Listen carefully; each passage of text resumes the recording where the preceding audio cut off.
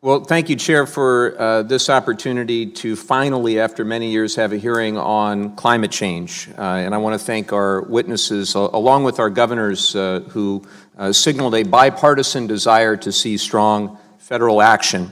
Let's cut to the chase. The overwhelming scientific consensus has left no doubt that we are facing a climate crisis. And it's long past time to stop undermining science and evidence.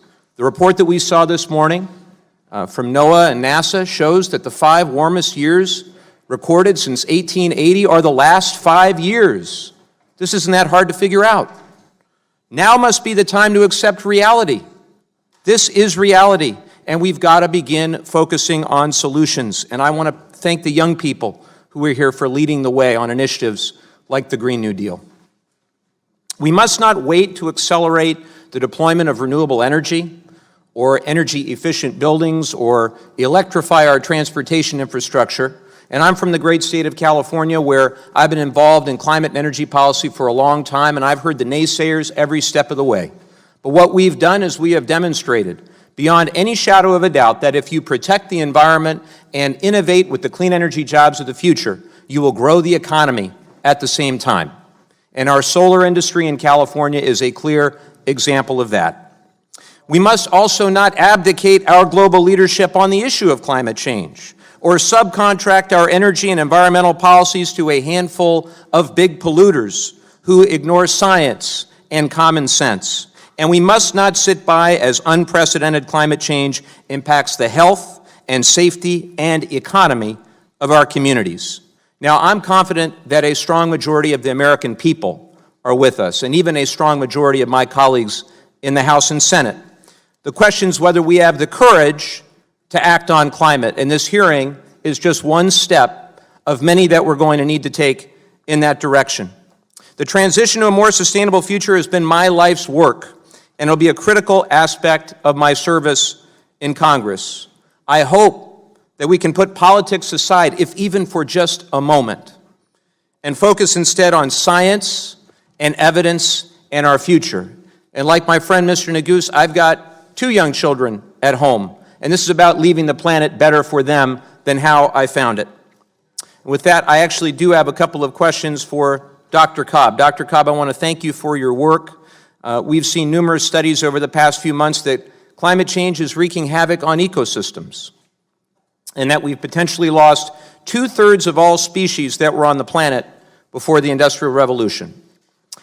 So why is the preservation of biodiversity so important for our resiliency to climate change, and what steps can we take to preserve biodiversity, particularly as the Natural Resources Committee?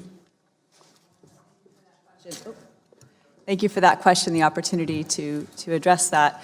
I think I made clear in the testimony that I provided that any number of indicators of our ecosystem's health are already showing steady declines with respect to climate change impacts. The National Climate Assessment lays that out item by item. But to your question about biodiversity, diversity of species is critical to the function of ecosystems, and in turn, those ecosystem services that we rely on. We might turn to the functioning of coastal ecosystems and recognize the importance of functioning ecosystems to provide fishermen with livelihoods and many other kinds of tourist-related services as well.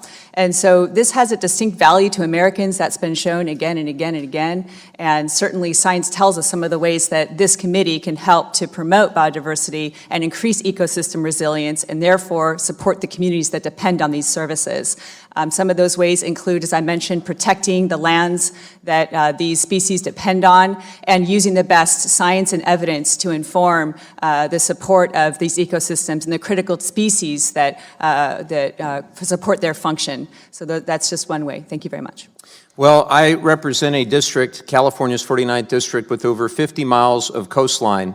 And my friends at the Scripps Institute of Oceanography agree with you, Dr. Cobb, that we absolutely must face the reality, the changing temperature of our oceans, the obvious coastal erosion, unprecedented.